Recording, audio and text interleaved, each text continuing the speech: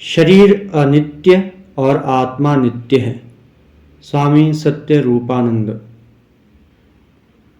हम सबके जीवन में कभी कभी ऐसा होता है कि सब कुछ होते हुए भी कुछ अच्छा नहीं लगता है। ऐसा क्यों होता है? किसी से मतभेद हो गया, कोई विपरीत घटना घट गई, तब हमारा मन समता में नहीं रहता। तब प्रिय लगने वाली चीज भी अच्छी नहीं लगेंगी। शरीर और मन से मिलने वाला सुख सीमित रहता है। मन की अनुकूलता में सुख और प्रतिकूलता में दुख होता है। जैसे दूध में नींबू पड़ने से दूध फट जाता है, वैसे ही हमारे विपरीत स्वभाव वालों को देखकर हमारा मन दूषित कलुषित हो जाता है। इंद्रियों से जो सूचना हमें मिलती है, उसी के आधार पर हमारा स्वभाव बनता है।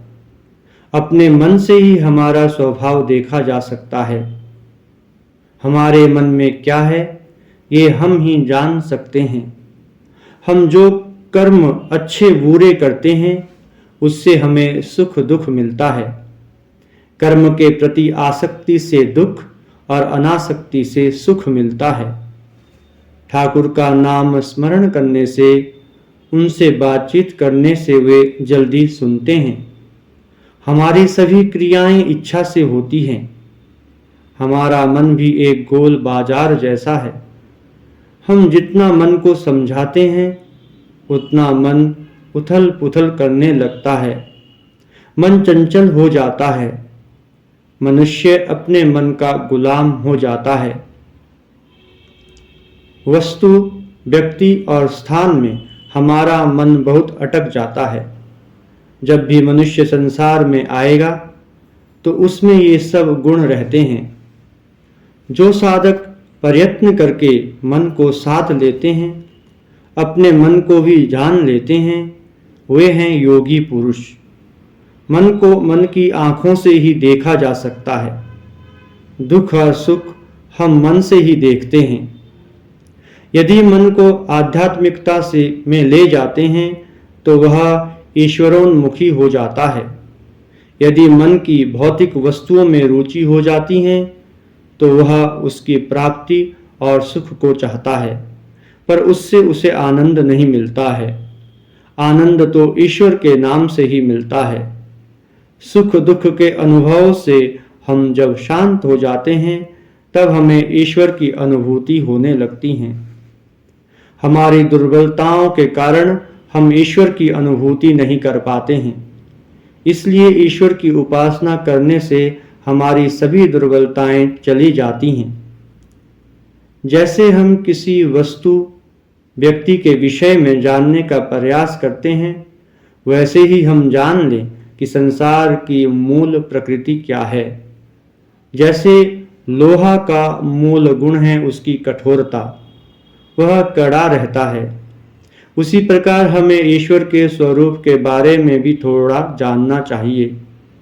जब भी हम जप, ध्यान और प्रार्थना करते हैं, तब ईश्वर के बारे में थोड़ा जान लें।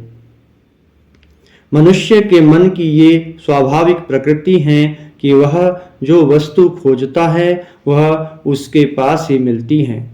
वह जिसे जानना चाहता है, वह उसके पास ही है। ईश्वर नित्य है और संसार अनित्य है। यह भाव जब तक मन में नहीं आता, तब तक हमारा मन चंचल होगा ही। हम लोग मुंह से बोलते हैं, लेकिन संसार को सत्य समझते हैं।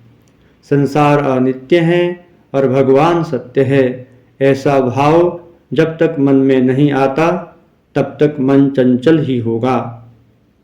हमारी आत्मा चैतन्य स्वरूप है, यानी उसमें चेतना बुद्धि है। अनित्य हमारा शरीर है। हमारा नहीं रहेगा, एक दिन मर जाएगा, किंतु हमारी आत्मा रहेगी। संसार से विरक्ति का नाम वैराग्य है। वैराग्य के बिना वस्तुओं का आकर्षण नहीं मिटेगा।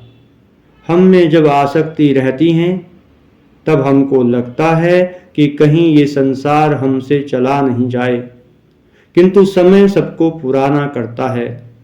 एक दिन यह संसार हमको छोड़ देगा, इसलिए जल्दी इसका अच्छा उपयोग कर लेना चाहिए, नहीं तो समय निकल जाएगा। प्रतिदिन हमारे मन में यह भाव बना रहे कि हम स्थायी नहीं हैं, तब हमें शांति मिलेगी। एकमात्र परमात्मा ही सत्य है। जब इसे अच्छी तरह जान लोगे, तभी साधना में आगे बढ़ सकोगे।